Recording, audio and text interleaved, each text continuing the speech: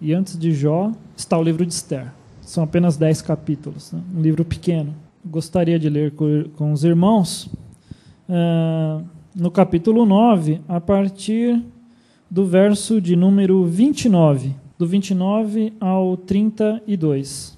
Vamos ler, irmãos.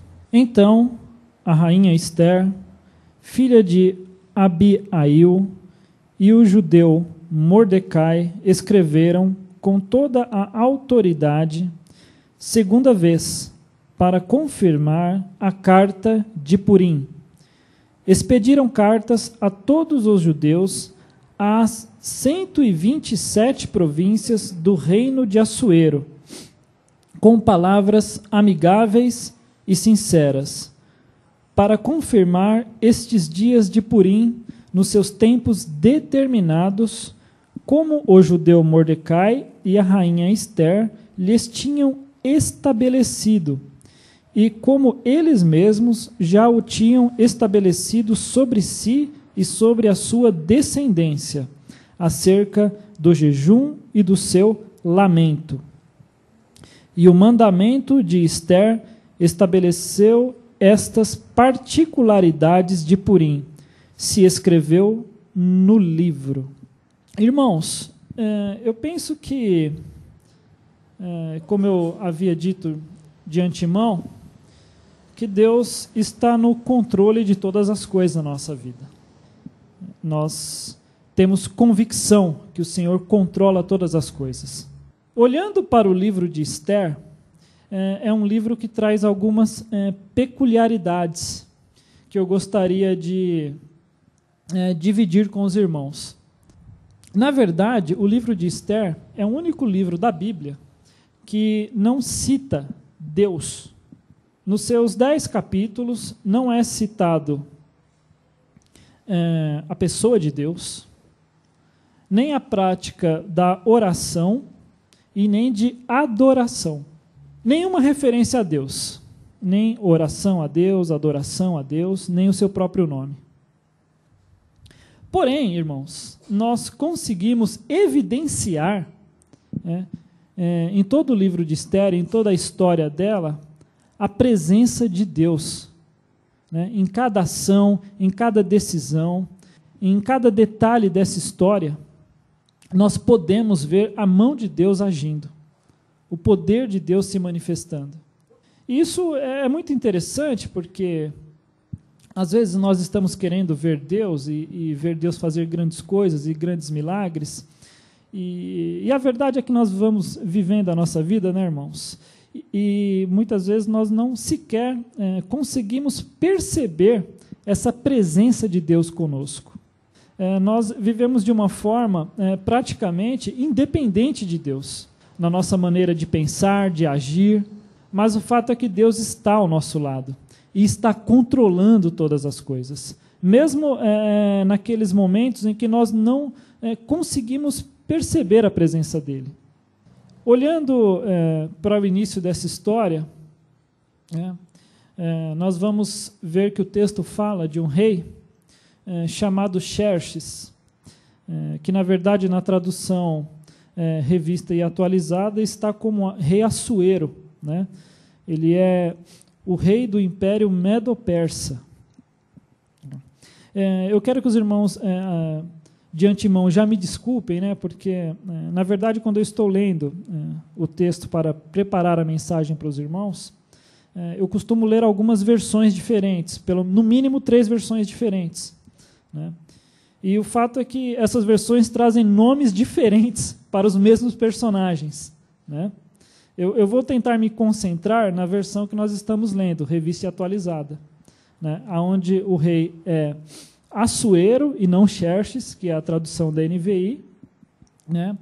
E um dos seus personagens principais é Mordecai e não Mardoqueu, né? Como traz também na NVI, em outras versões também. Mas se eu trocar esses nomes, irmãos, eu estou falando da mesma pessoa. Amém? Então, o rei Assuero era um rei que comandava esse império, e era um império muito grande, irmãos, e muito poderoso. um império que havia vencido o Império Babilônico.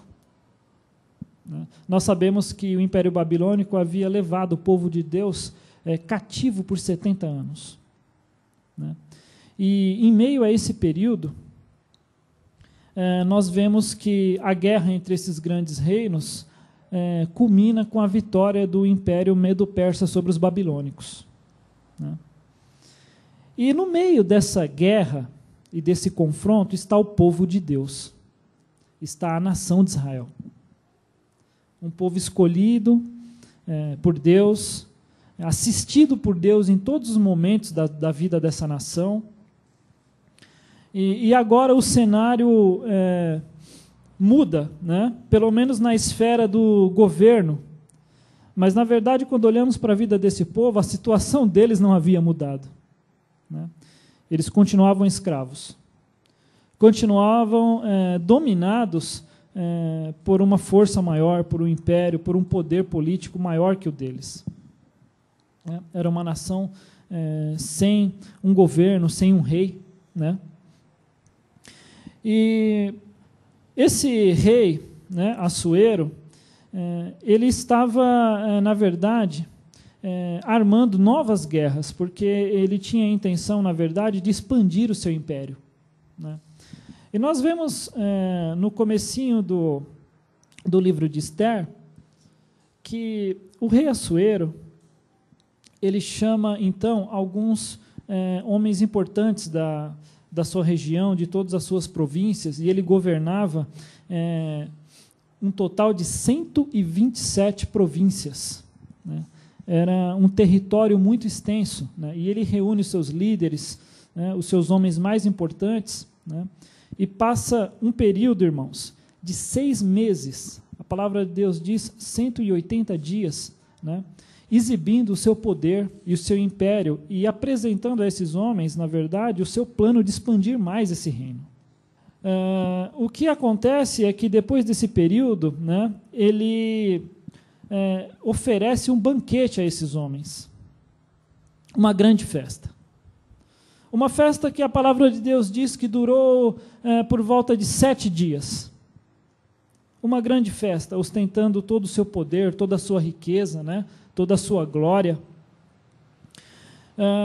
Nesse momento da festa, no seu último dia, no 7º dia dessa festa, a palavra de Deus diz que o rei Assuero chamou à presença a sua rainha, a rainha Vasti.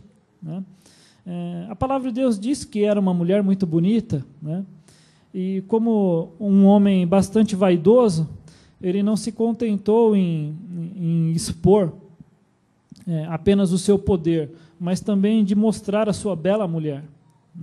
E ele chama a presença dele a rainha. Mas vejam só que curioso, irmãos. A rainha se nega a atender o pedido do rei. E isso é algo surpreendente, se tratando de um rei persa. Certamente um dos impérios mais violentos e mais sanguinários que já houve na história. Uma rainha estava totalmente submetida e sujeita ao poder do rei. Mas ela se recusa. Então, o que o imperador Assuero faz? Ele reúne, dentro do seu palácio, os seus conselheiros, e faz uma pergunta àqueles homens e diz o seguinte: o que eu faço com a rainha Vasti? Que castigo ela merece por não ter atendido ao meu chamado? E esses homens aconselham ele a proibir que ela entrasse na presença dele mais uma vez. A partir daquele instante, então, ela nunca mais poderia entrar na presença do rei, senão seria morta. E que também o rei procurasse uma outra rainha para substituí-la. E o rei Assuero acha essa proposta bastante interessante. Então, ele dá ordem a esses homens que deem continuidade a esse plano, que conduzam esse plano e que selecionem dentro de todo o império as mais belas mulheres, e prepare elas para serem apresentadas diante dele, para que ele possa então escolher uma nova rainha. E nesse momento, irmãos, nós vamos observar aqui, e eu gostaria de dividir com os irmãos da seguinte maneira. Nessa história de Esther, eu identifiquei pelo menos 5 evidências do controle de Deus sobre a nossa vida. 5 evidências.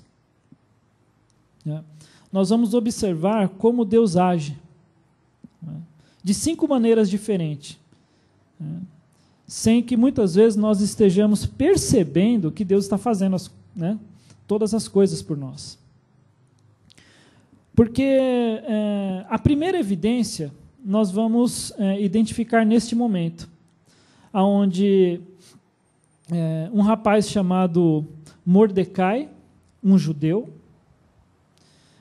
provavelmente funcionário do reino, trabalhando talvez ali nas dependências do palácio, fica sabendo que o rei está procurando uma nova rainha. E ele tem uma prima que ele criou como se fosse a sua própria filha. Essa moça, chamada, na verdade, Hadassah, que é o seu nome judeu, ela é órfã de pai e mãe, e foi criada, então, pelo seu primo Mordecai. Então, ele tinha ela não apenas como uma prima, mas como a sua filha. E a palavra de Deus diz que essa moça era uma moça muito bonita. Porém, irmãos, nós vamos entender a condição dela. Uma pessoa órfã, uma pessoa numa situação de escravidão, mas uma pessoa que estava ali segundo a vontade de Deus. E por que eu digo isso? Porque, na verdade, irmãos, a primeira evidência que nós vemos que Deus está controlando todas as coisas, na verdade, é que a nossa situação ruim, o nosso infortúnio, ele não é eterno, ele é temporário. Essa moça viveu uma vida difícil até agora? Claro que viveu. Nós não fazemos ideia da dificuldade, irmãos, que é estarmos numa condição de escravidão, numa condição de servidão. Nós não fazemos ideia, muitos de nós, o que é ser órfão, principalmente se nós estivermos falando de 2.500 anos atrás. Se hoje é difícil, você imagina a situação dessa moça. Ela não tinha ninguém por ela a não ser o seu primo e agora pai. Mas Deus olhou para a vida dessa moça e viu nela qualidades, e viu nela verdade, sinceridade diante de Deus, e Deus determinou nesse momento que colocaria um fim nessa vida difícil dela, nesse sofrimento dela. Nenhum sofrimento na nossa vida é eterno, irmãos. Seja a luta que for, seja a dificuldade que for, Deus, na verdade, Ele quer nos tirar dessa situação. Então, nós vemos aqui que Deus começa a se manifestar na vida dela. Começa a se manifestar na vida dessa família agora. Então, esta é a primeira evidência, irmãos. Deus, na verdade, tem bênçãos para nós. E no determinado momento e na hora certa, Deus vai agir e vai começar a fazer a obra. A situação de Esther, irmãos, começa a mudar nesse momento em que o seu pai e primo, na verdade, leva essa notícia para ela de que ela deveria ser uma moça selecionada entre tantas centenas e milhares de mulheres que passariam por um processo de tratamento, de seleção, para poderem se apresentar diante do rei Assuero. Mordecai resolveu indicá-la para que ela participasse dessa concorrência. E ela aceita. E ela, na verdade, eu tenho certeza, irmãos, que se você olhar para para a vida de Esther, talvez ela pensasse que não fosse capaz, talvez ela pensasse que não teria chance nenhuma, que a sua condição era inferior às demais mulheres, ou que ela não fosse tão bonita o suficiente ao ponto de o rei gostar dela. Isso deve passar inúmeras coisas na nossa cabeça, quando somos propostos a estarmos diante de situações tão desafiadoras. O fato é que muitas vezes nós não acreditamos em nós mesmos. Mas eu preciso dizer uma coisa para você essa noite: Deus acredita em você. Deus acredita que você é capaz de conquistar grandes coisas. E Deus é capaz de olhar para a tua vida e ver a vitória em você, como Ele viu em Esther. E ela, com certeza, não tinha consciência disso, mas tinha a certeza de que deveria fazer o que era melhor para o seu pai, melhor para a sua situação, e resolveu aceitar esse desafio, na verdade. Então, a palavra de Deus diz que ela foi, de fato, selecionada e foi separada para ficar dentro de um harém, do rei, passando por um processo de preparação para que pudesse ser, de fato, apresentada ao rei Assuero. Não é assim, ela imediatamente entraria na presença do rei. Irmãos, essa moça, a palavra de Deus diz que ela ficou um ano se preparando para poder entrar na presença do rei. Todas as mulheres passavam por esse processo. E nós vemos então, irmãos, uma segunda evidência do controle de Deus na nossa vida. Quando Deus nos chama e nos levanta para algo, saiba de uma coisa: Deus está te preparando para você receber essa bênção. Deus está te capacitando para você conquistar a tua bênção. Porque, de fato, quando olhamos para as nossas qualidades, irmãos, quando olhamos para as nossas habilidades, com certeza vamos achar bastante problema, e realmente temos bastante dificuldades. Mas nós somos fortes e somos capazes na presença de Deus, no poder de Deus. Então, essa moça agora vai ser preparada por Deus. Deus nunca vai nos colocar numa situação de risco sem que nós, de antemão, sejamos preparados por Ele. Sem que o Espírito Santo comece a agir dentro de nós, comece a nos transformar, comece a nos mostrar a direção correta para tomarmos as decisões exatas. Isso é necessário, e Deus é zeloso e é cuidadoso no controle da nossa vida. Mas nós somos apressados, nós queremos receber coisas e conquistar coisas de Deus e não queremos passar por esse processo de preparação.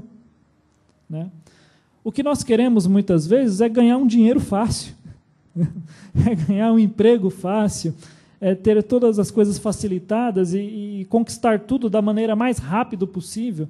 E, infelizmente, alguns segmentos evangélicos têm uma proposta semelhante a essa, que agrada o coração, que é oferecer coisas rápidas, coisas imediatas. Mas eu preciso dizer isso para vocês, irmãos: essa não é a forma de Deus agir na nossa vida. Deus realmente quer nos dar grandes coisas, de fato quer. Ele nos chama para uma grande obra? Sim, chama, mas Ele quer nos preparar antes.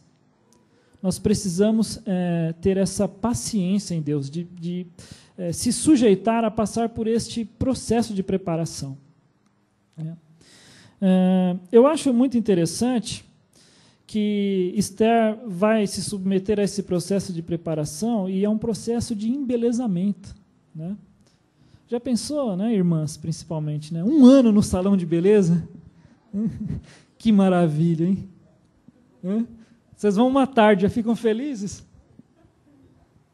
Já pensou um ano? Alisando aquele cabelo, até ficar bem lisinho. Que beleza, hein? Você solta uma pena do lado do cabelo, a peninha bate e escorre, não enrosca. Você é liso. É liso. Perfeito,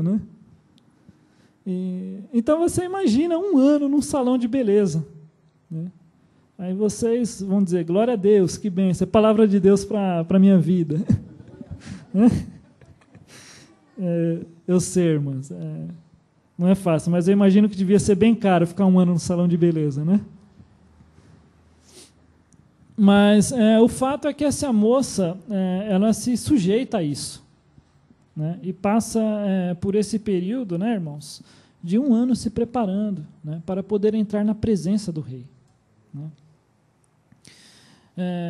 Uma coisa que eu acho importante é que quando Deus quer levantar você e quer colocar você numa situação de destaque, numa situação de comando, numa situação de liderança, é necessário que você aprenda a servir primeiro. É necessário que você aprenda a se submeter à vontade de Deus, né? Então, esse processo de preparação é essencial, né? É vital. E Deus começa a preparar essa moça, né? O fato é que ela passa por esse processo, ela fica um ano nesse spa, nesse salão de beleza, muito bem assistida, muito bem acompanhada, até, irmãos, que chega o dia dela ser apresentada ao rei Assuero. E vejam que interessante, porque uma mulher talvez que não acreditasse muito nas suas possibilidades, possivelmente o rei, antes de recebê-la, já havia recebido uma centena de belas mulheres, né? Talvez ele não fosse mais nem capaz de se lembrar de quantas ele havia conhecido, mas o fato é que quando ela entra na presença do rei, a palavra de Deus diz que o rei Assuero se agradou muito dela e passou a gostar demais dessa moça, né? E ele não se esqueceu dela, né? Como que era o processo? Eles passariam apenas uma noite e ela teria que sair da presença do rei e voltar para o harém, né? E ficar ali, né? E aguardando talvez uma nova oportunidade do rei chamá-la à presença, né? Chamar ela novamente diante do rei. Se isso não acontecesse, talvez ela passasse mais anos ali esperando, né? Mas a palavra de Deus diz que, na verdade, o rei Assuero gostou muito dela, né? E que depois ele fala com os seus conselheiros e diz o seguinte, pergunta quem é ela, qual era o nome dela. E é muito interessante que o seu primo Mordecai, sabendo disso, disse o seguinte, não diga quem você é, não diga que você é uma judia, né? E ela era conhecida por Esther, inclusive, porque é um nome persa, né, que significa estrela, né? Ela sequer era conhecida pelo seu nome original, né? Mas ela faz segundo o seu primo a havia orientado, né? Ela nega, ela omite, melhor dizendo, a sua real nacionalidade, né, a que povo ela pertencia. E o rei, então, pergunta para os seus conselheiros sobre aquela moça e manda chamá-la novamente, né?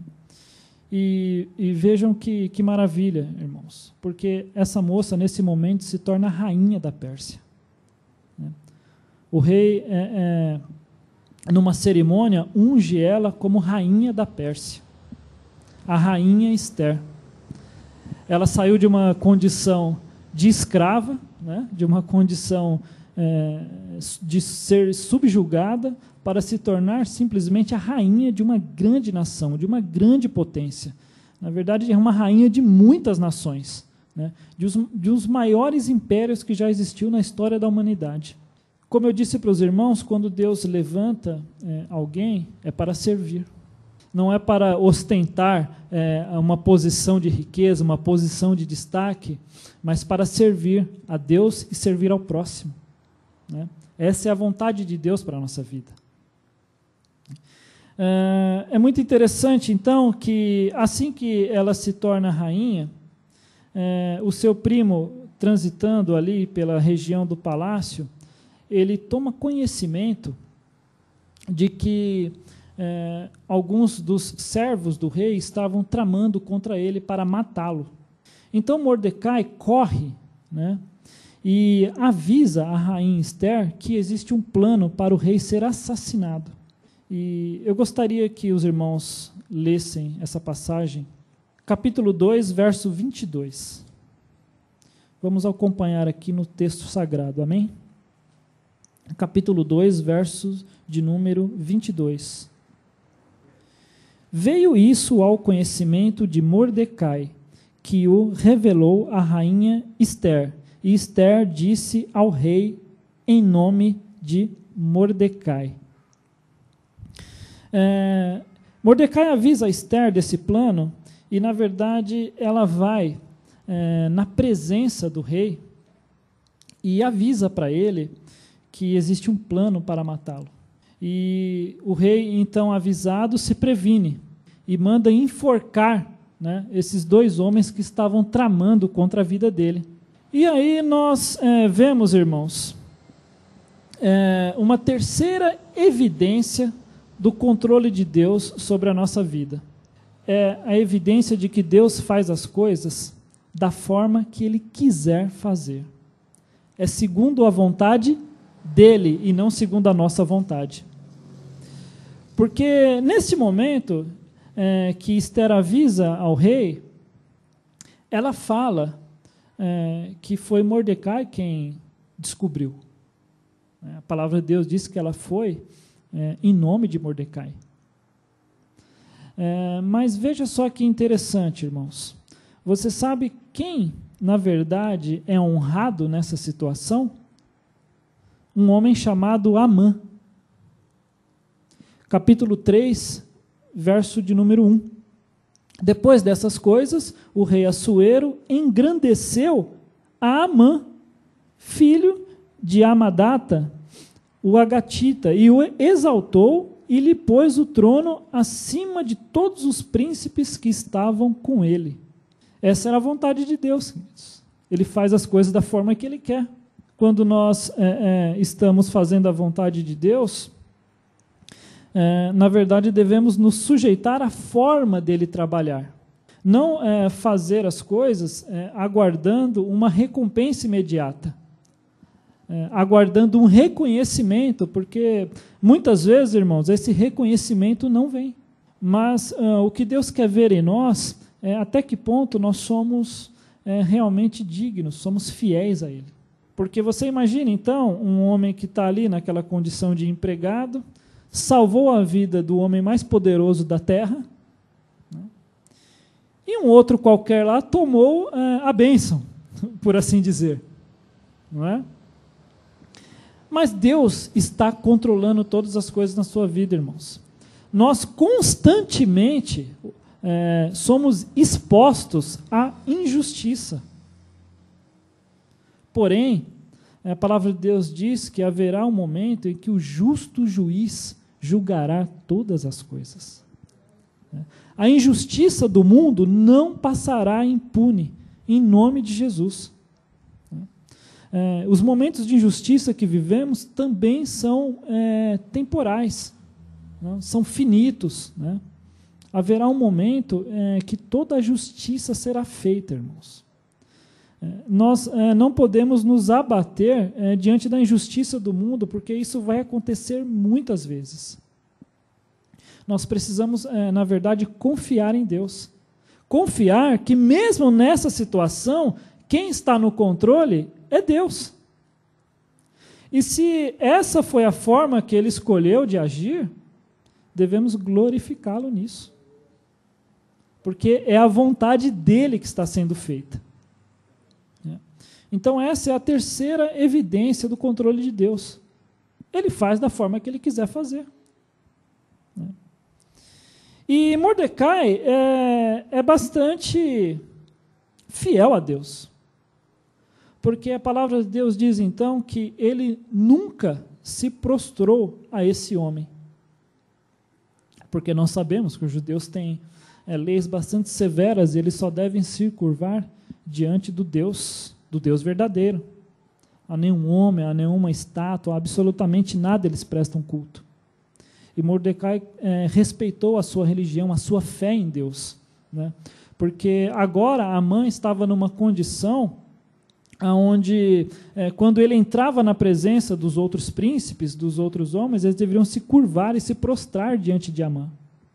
E a palavra de Deus diz que em todo o reino, por onde Amã andava, né, ele via aqueles homens todos se curvando, né, respeitando ele agora como o segundo homem mais importante, e no meio daquele monte de homens tinha um que ficava em pé.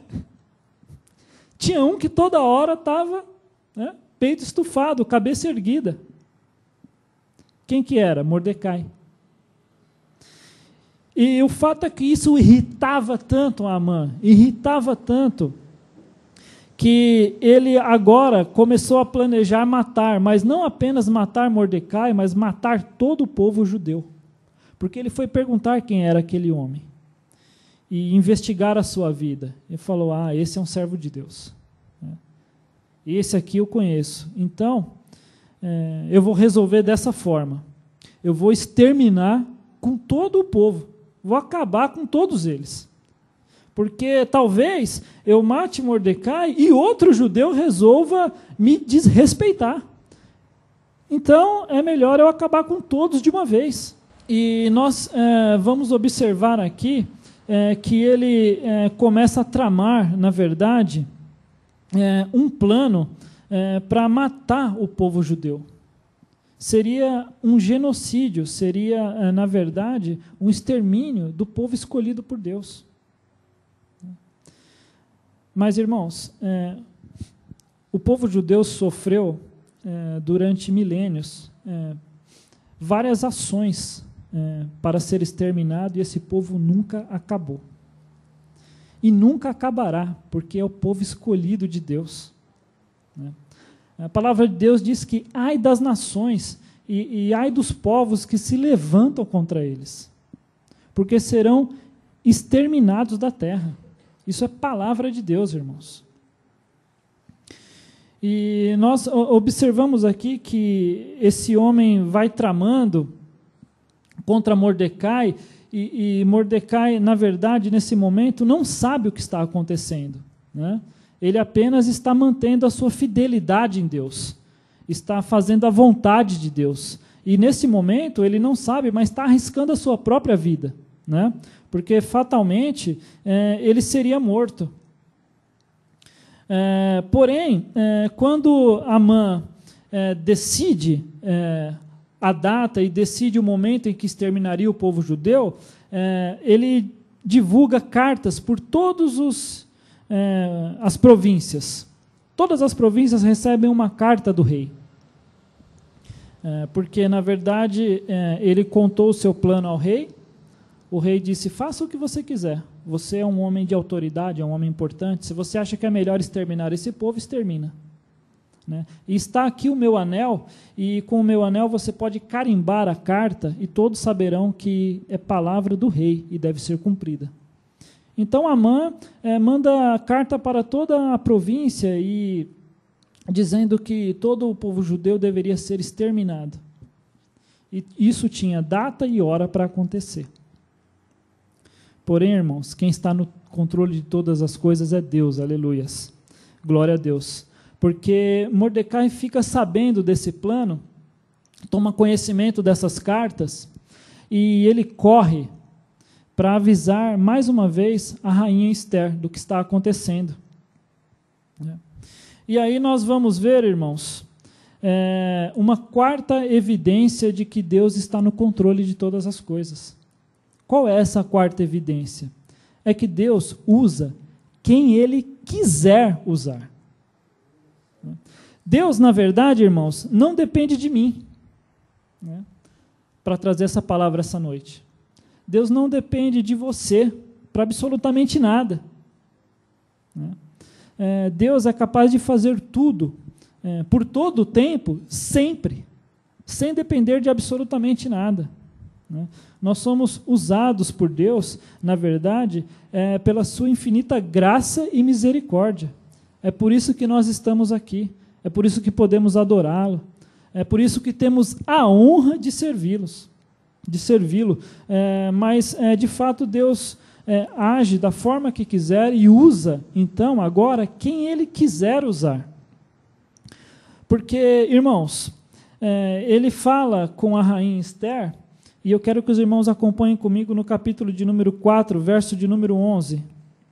Todos os servos do rei e o povo das províncias do rei sabem que para qualquer homem ou mulher que, sem ser chamado, entrar no pátio interior para avistar-se com o rei, não há senão uma sentença, a de morte, salvo se o rei estender para ele o cetro de ouro para que viva. Sabe o que esse texto está dizendo? Quando ele corre para avisar a rainha Esther, ela diz o seguinte: já fazem 30 dias que eu não entro na presença do rei, e eu não posso falar com ele. Porque, como está aqui no trecho que nós lemos, se alguém ousasse entrar na presença do rei sem ser anunciado, essa pessoa seria morta imediatamente. Só se podia falar com o rei Assuero se ele chamasse à presença. Independente da situação, independente do seu pedido, seja ele para salvar a vida de alguém, salvar a vida de um povo, salvar a sua própria vida, ninguém podia entrar na presença do rei. E quando, na verdade, Mordecai fala para Esther, qual é a resposta de Esther? Eu não posso fazer isso. Eu não tenho como falar com o rei. Não posso fazer absolutamente nada. Irmãos, mas o fato é que Deus usa quem Ele quiser usar. E Deus quis, na verdade, usar a vida da rainha Esther. Por quê? Porque ela foi levantada para ser usada por Deus.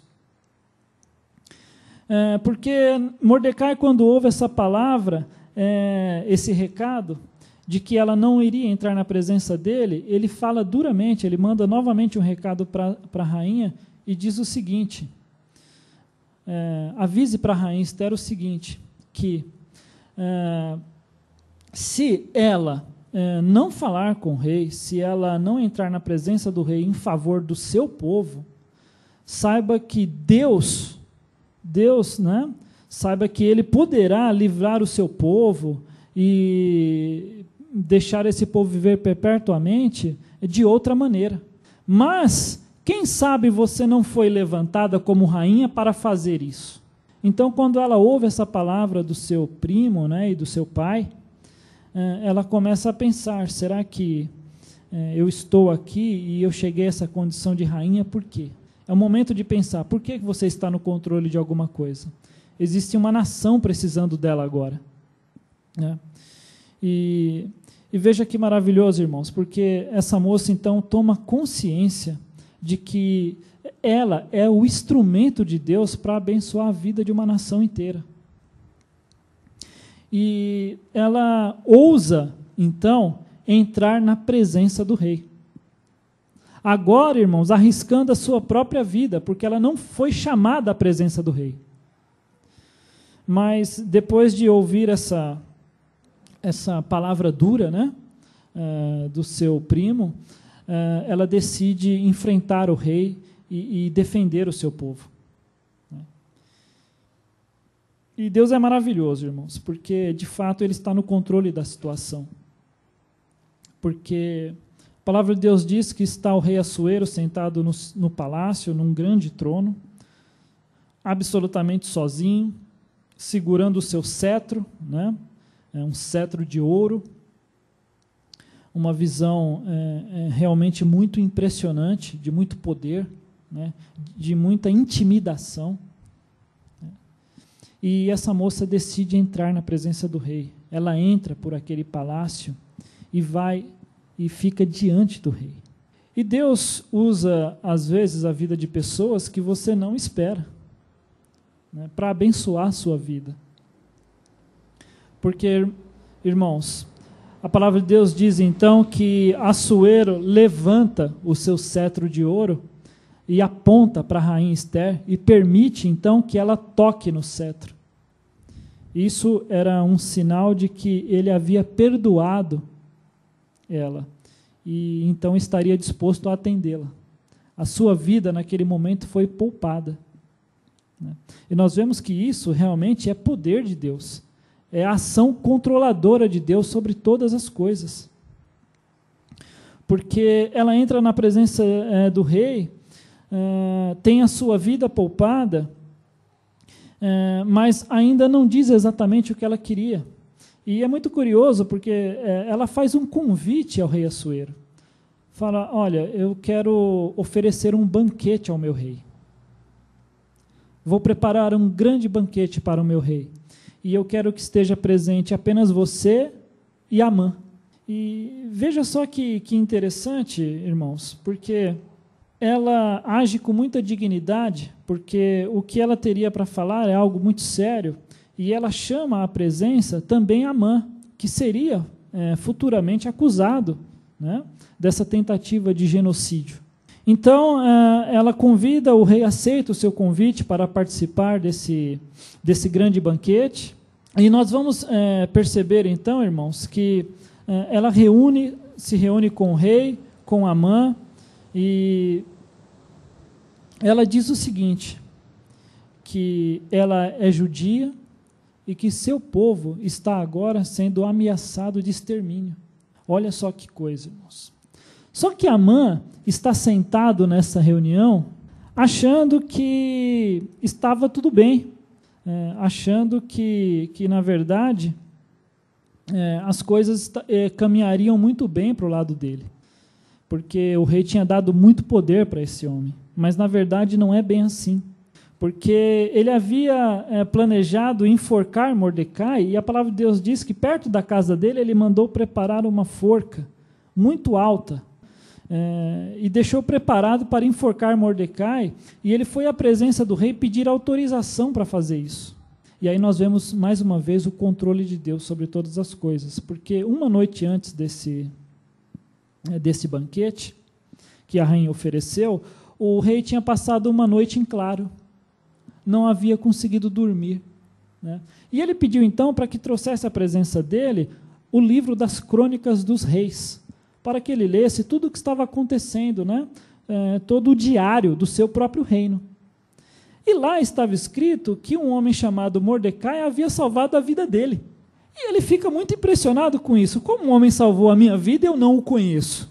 E ele chama os seus conselheiros, durante a madrugada mesmo, e pergunta para aqueles homens, e eles dizem, sim, esse homem está aqui, trabalha, é um servo teu, e isso de fato aconteceu. Foi ele quem avisou a rainha que trouxe para você o recado. E nisso, a mãe está entrando na presença do rei para pedir para enforcar Mordecai. Deus está no controle da situação, irmãos. Podem ter perdido a tua cabeça, seja lá onde for, podem ter se levantado contra você, mas Deus está no controle. Porque, na verdade, ele pede autorização, entra na presença do rei, e antes de começar a falar com o rei, ele ouve o seu rei, como um bom servo. Amã fica quieto e ouve.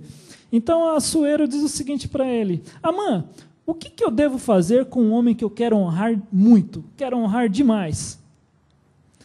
Aí Amã dá uma receita, porque ele pensou, sou eu, né? Já sou o segundo mais importante, agora vou me tornar igual ao rei. Ele pensou que seria realmente exaltado sobremaneira.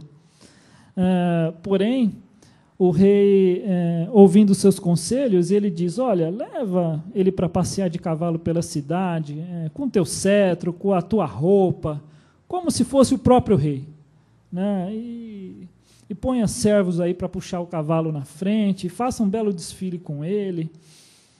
E o rei, ótimo, boa ideia, hein? Gostei, Amã, parabéns.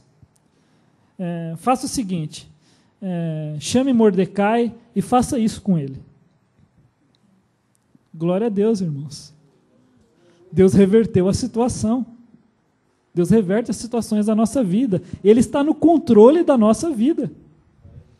Porque um homem que estava com a forca preparada para ele, agora seria exposto a todo esse reinado como um grande homem de confiança do rei. Né? E Assuero diz o seguinte para Amã: olha, não esqueça nenhum detalhe daquilo que você me falou. Eu quero exatamente como você descreveu. Né? E Amã, então, na verdade, é obrigado a ir adiante, anunciando o Mordecai e puxando o cavalo. Glória a Deus, irmãos, porque Deus faz isso com os nossos inimigos. Nós não precisamos tramar o mal, nós não precisamos nos levantar contra ele, porque Deus cuida da nossa vida. Deus cuida de nós. Então, esse homem é exaltado. E então Amã fica quietinho, né? Se cala, oculta o seu plano. E na noite seguinte era a noite do banquete com a rainha. E quando ele está diante do banquete, que a rainha Esther diz o motivo pelo qual eles estão lá, o rei pergunta assim: mas quem ousaria fazer isso com esse povo? Quem se levantaria para fazer isso? Quem planejou tudo isso? E a rainha Esther aponta para Amã e diz: esse aqui, ó, é esse camarada aqui. É esse aqui que quer acabar com todo mundo. Então, a palavra de Deus diz que o rei sai da presença dos dois, vai para fora do palácio, provavelmente para dos jardins, né? Vai meditar um pouco, pensar no que fazer. Era uma situação difícil, era o seu homem de confiança. E olha só que coisa, irmãos. Quando o rei volta, capítulo de número 7, verso de número 8. Tornando o rei do jardim do palácio à casa do banquete do vinho, Amã tinha caído sobre o divã em que se achava Esther. Sabe qual era a situação aqui, irmãos? Amã queria muito que Mordecai se curvasse diante dele. Ele passou boa parte da vida dele fazendo esse homem se dobrar. Agora, Amã estava de joelhos diante de um judeu. Ele teve que se ajoelhar perante a rainha Esther, uma judia, né, para clamar pela sua própria vida. Isso é Deus honrando o servo dele. Isso é Deus honrando aquele que é fiel à sua palavra. Né? E isso daqui evidencia, então, a quinta maneira de que Deus controla todas as coisas. Né? É a quinta evidência do controle de Deus sobre a nossa vida, porque Ele põe o poder dEle para nos ajudar. É um momento onde só um milagre pode reverter a situação, só o poder de Deus. E essa é uma evidência do controle de Deus, porque existem momentos em que você não pode fazer mais nada. Existem momentos em que você está realmente na dependência dEle. Né? E Ele vem com o seu poder, vem com a sua graça, vem com a sua manifestação de amor sobre a nossa vida, né? E nos abençoa, irmãos. Porque agora a situação foi completamente revertida. Esse homem teve que se ajoelhar perante a rainha, perante uma judia, né? E tanto que ele quis que um judeu se ajoelhasse diante dele, um servo de Deus. Né? E o fato é que isso não adiantou de muita coisa. Né? A forca que ele havia preparado foi usada e o pescoço que estava lá era o dele. Esse homem foi morto na própria forca que ele havia preparado. Né? Isso nos mostra uma coisa, irmãos. O mal, né, ele é autodestrutivo. Deus não luta contra o mal. Deus não está constantemente combatendo o mal. Né? Nós temos uma falsa ideia que existe uma luta do bem contra o mal. Mas, na verdade, existe o bem, que é a presença de Deus. A presença de Deus na tua vida, na minha vida. Né? Que nos conserva, que nos mantém vivos perpetuamente. Né? E existe o mal, que ele é autodestrutivo. Ele está constantemente criando problemas e se destruindo. Né? O mal, ele tem um fim em si mesmo. Né? Ninguém fez nada com esse homem. Ele se enrolou, na verdade, ele se meteu numa trama onde ele mesmo acabou morto. Né? Por causa dos seus planos malignos. Né? Por causa do mal que havia dominado o coração desse homem. O mal, ele é autodestrutivo. Né?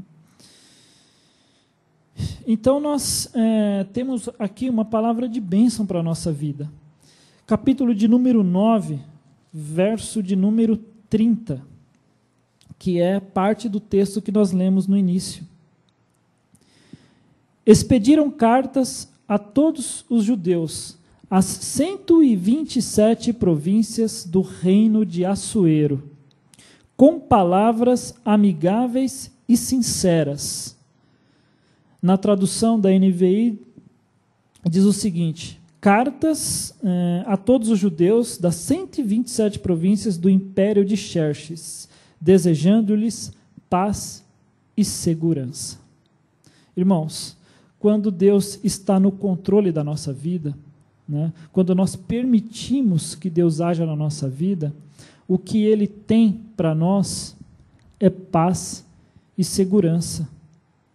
É isso que Ele tem para a nossa vida, né? Nós podemos, então, descansar em Deus, podemos desfrutar da segurança de Deus, porque Ele tanto nos dá paz para viver, né, nos dá calma, Ele nos traz condição de conduzirmos a nossa vida da melhor maneira possível, como Ele também nos traz segurança. Deus poupa e guarda a nossa vida.